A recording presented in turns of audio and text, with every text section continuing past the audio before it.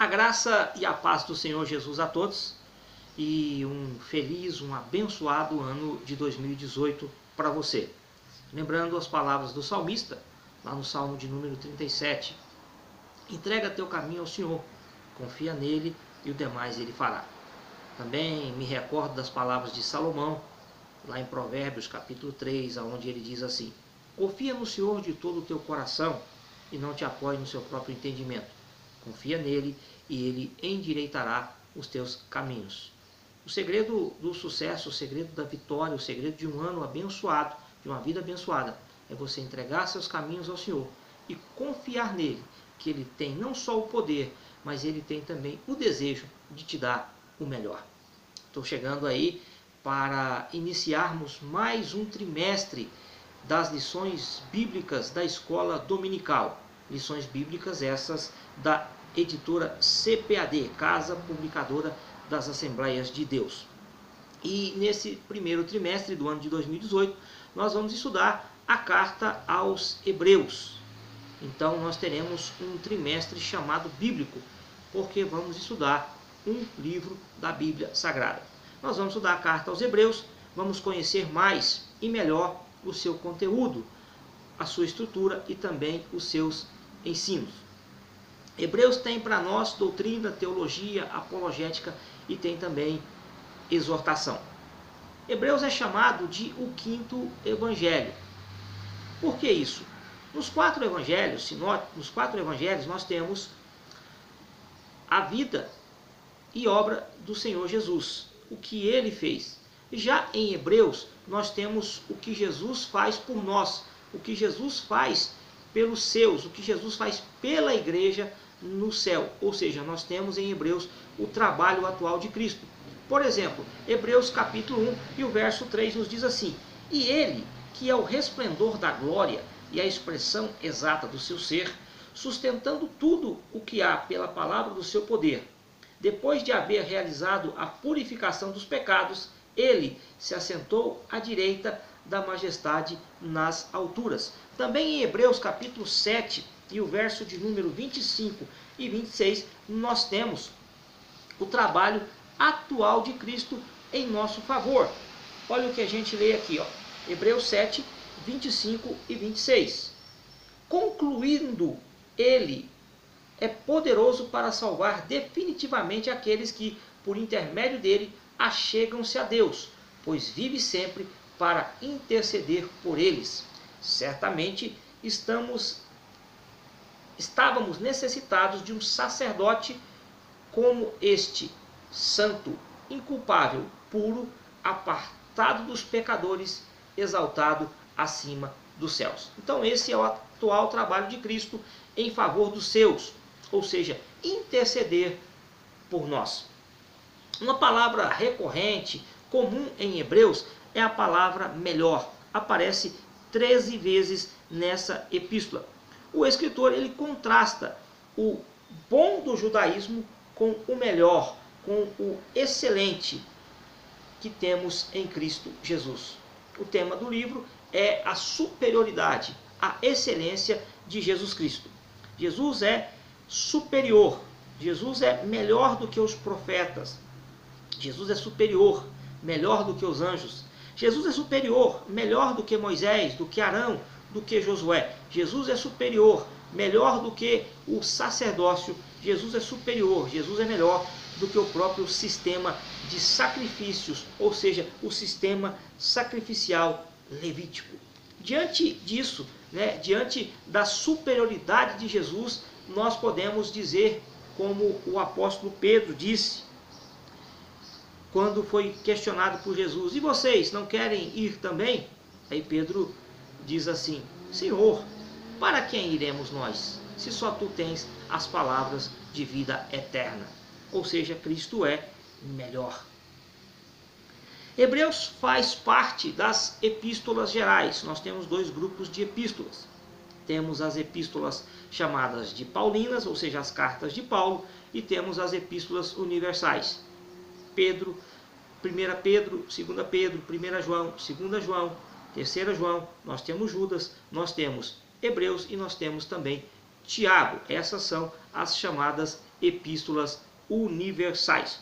O título Hebreus provavelmente foi acrescentado, visto que em nenhum momento essa palavra, esse termo é usado pelo escritor. Então acredita-se que o termo aos Hebreus foi colocado posteriormente neste escrito, nessa carta. E algo interessante é que a palavra hebreu, ela quer dizer além do rio, ou saltadores de rios. Isso é uma referência a Abraão, que morava em Ur dos Caldeus, lá na Mesopotâmia, e ele, quando vem para Canaã, ele tem que atravessar o rio Eufrates. Daí a expressão da além do rio, ou saltadores de rios.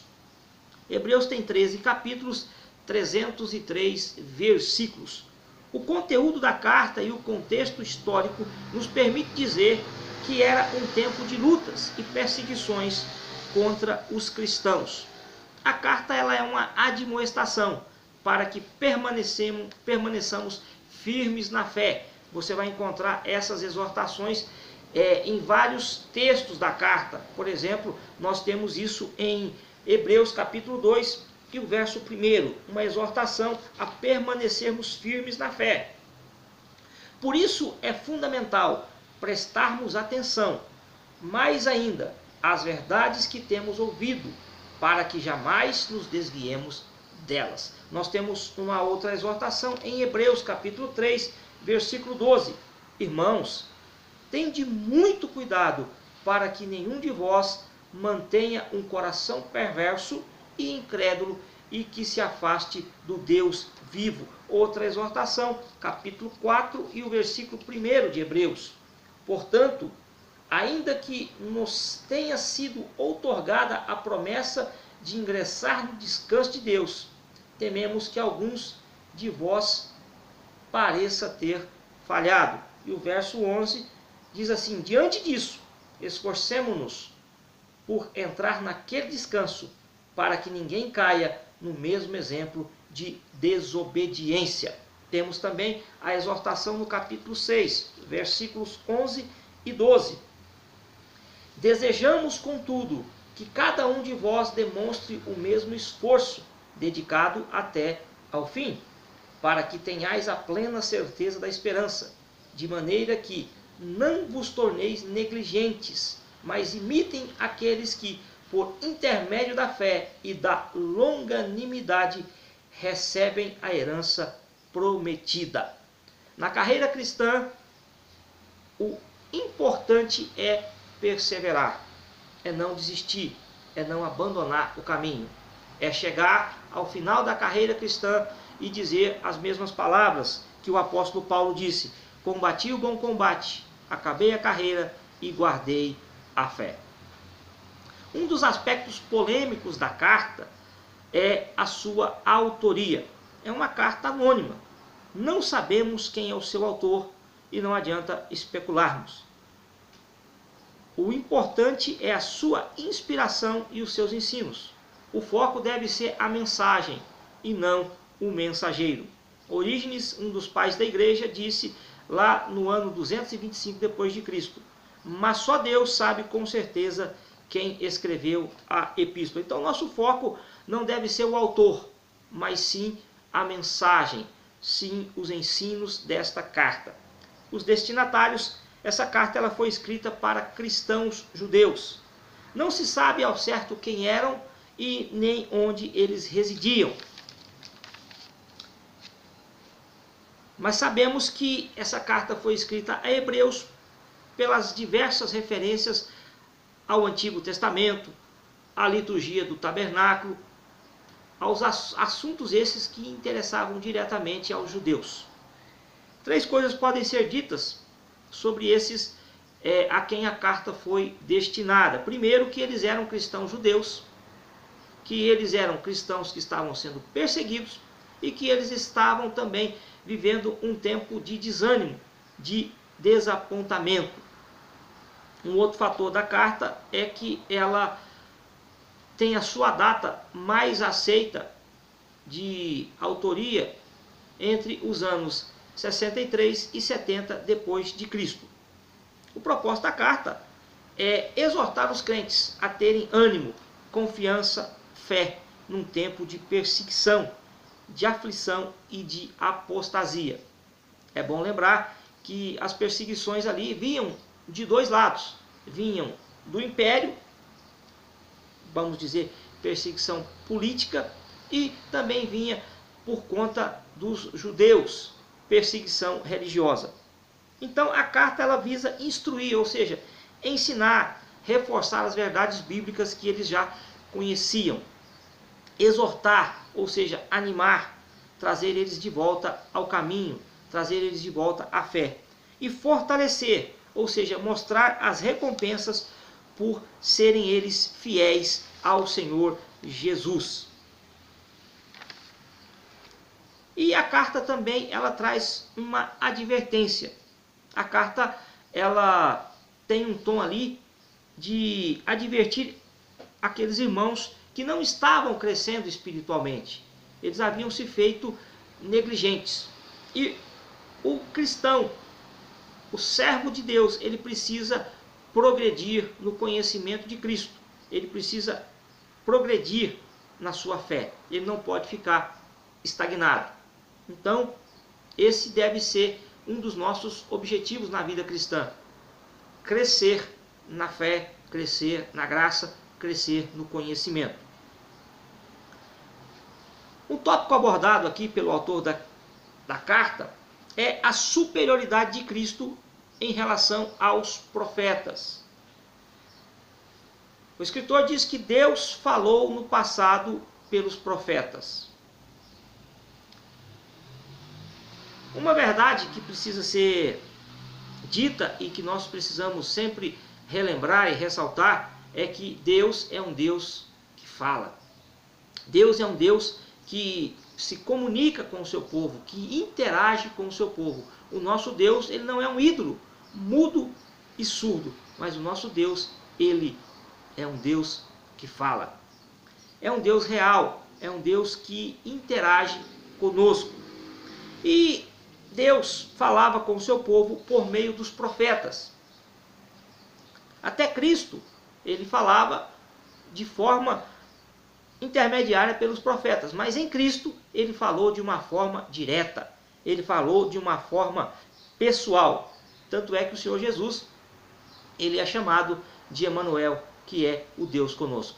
Lá em Mateus capítulo 16, o Senhor Jesus faz uma pergunta aos discípulos: quem dizem os homens ser o Filho do Homem? E aí eles dão várias respostas, né? E eles resumem dizendo que o povo considerava como um dos profetas. E aí Jesus faz a pergunta: e vós? Quem dizeis que eu sou?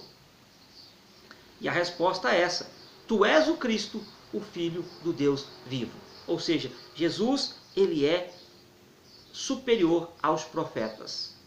Os profetas diziam: assim diz o Senhor. E Jesus? Jesus dizia assim: eu, porém, vos digo, mostrando a sua autoridade, mostrando o seu poder, mostrando a sua supremacia. É interessante que João Batista, quando foi questionado sobre a sua identidade, sobre quem era, e João Batista vai dizer o seguinte: eu sou a voz do que clama no deserto. João Batista era a voz e Jesus é a palavra, o verbo que se fez carne e habitou entre nós. Os profetas, eles eram instrumentos de Deus para falar com o povo. Já Jesus, ele é a salvação. Os profetas anunciavam essa salvação, que é Cristo Jesus. Algumas razões porque Jesus ele é superior aos profetas. Está aqui na carta aos Hebreus, no primeiro capítulo, nos primeiros 4 versículos. Ele é herdeiro de todas as coisas. Ele é criador do universo. Ele é a imagem de Deus. Ele mantém o universo. Ele é redentor e ele é o governador do mundo. Então Jesus, ele não é simplesmente um profeta. Jesus é mais do que profeta. Jesus, ele é Deus. Então, ele é superior aos profetas. Então, Jesus é melhor do que os profetas do judaísmo. Uma segunda verdade que o escritor aos Hebreus nos traz é que Cristo é superior aos anjos. Cristo é superior aos anjos em natureza e essência. A cultura judaica ela tinha uma grande veneração para com os anjos, porque os anjos haviam intermediado a entrega da lei para Moisés e obviamente para Israel. Os anjos apareceram em muitos eventos, em muitas situações na história de Israel. Então, os judeus eles tinham muita consideração pelos anjos. Eles até achavam que os anjos eram uma espécie de intermediário entre Deus e os homens. E Cristo é superior aos anjos. Por quê? Porque Cristo é o resplendor da glória de Deus. Ou seja, Cristo é a manifestação exata de Deus. Pai e Filho possuem a mesma essência. Pai e Filho possuem a mesma divindade. Pai e Filho têm a mesma glória. Cristo é superior aos anjos em majestade e em deidade. 6 razões porque Jesus ele é maior que os anjos. 6 razões porque Jesus é superior aos anjos. Está aqui no primeiro capítulo de Hebreus. A primeira razão está em Hebreus 1, verso 4. Tornando-se tão superior aos anjos, quanto o nome que herdou é ainda mais excelente do que os deles. Então, Jesus tem um nome que é superior ao nome dos anjos. Lá em Filipenses 2,9 está dito que Jesus é o nome que é sobre todo o nome. Uma segunda razão porque Jesus é maior do que os anjos é a questão da adoração. Verso de número 6. Uma vez mais, quando Deus introduz o primogênito no mundo, declara: todos os anjos de Deus o adorem. Os anjos não recebem adoração. Pelo contrário, os anjos adoram a Deus. No nascimento de Jesus, os anjos cantaram. Os anjos, assim como nós, servos do Senhor, adoramos a Deus. Já Jesus, ele é digno de adoração. Durante o seu ministério, o Senhor Jesus foi adorado muitas e muitas vezes. E Jesus continua sendo adorado. Então ele é superior aos anjos por causa do seu nome. Ele é superior aos anjos por causa da adoração que ele recebe. Uma terceira razão porque o Senhor Jesus é superior aos anjos é porque ele é Senhor. Verso 8. Entretanto, a respeito do Filho diz: o teu trono, ó Deus, subsiste por toda a eternidade, e o cetro do teu reino é bastão de justiça. Jesus, ele é Senhor. Os anjos são servos. Jesus, ele é servido. Os anjos servem. Uma outra razão é que Jesus é Criador. Verso 10 e o verso 11. E acrescenta: tu, Senhor, no princípio estabeleceste os fundamentos da terra, e os céus são obras das tuas mãos. Eles perecerão, mas tu permanecerás. Eles vão se envelhecer como vestidos, e como um manto tu os enrolarás, e como roupas serão trocados, mas tu és imutável, os teus dias não terão fim. Ele é Criador, os anjos são criatura. Uma outra razão da superioridade de Cristo para com os anjos é que ele é Salvador. É ele quem é o autor da salvação. Jesus nos é mostrado dessa forma no verso 14. Não são todos os anjos espíritos ministradores enviados para servir em benefício dos que herdarão a salvação? Então Jesus, ele é o autor da salvação. E a sexta razão é a razão de posição. Verso 13. Ora, a qual dos anjos Deus alguma vez declarou: senta-te à minha direita, até que eu faça dos teus inimigos um estrado para os teus pés? Então Jesus tem uma posição de destaque. E está prometido lá em Filipenses capítulo 2, que ao nome de Jesus todo joelho se dobrará. Então, o Senhor Jesus é superior aos anjos nestas questões. Por isso, ele sim deve ser adorado, ele sim deve ser servido. Conclusão: Hebreus é um livro inspirado das Escrituras. Mais importante do que saber quem escreveu a carta é compreender as suas verdades, é compreender e obedecer o que está escrito nessa carta. Cristo é maior do que os profetas, visto ser ele a mensagem que eles anunciavam, que eles pregavam. E Cristo é maior do que os anjos, visto a sua divindade e a sua posição.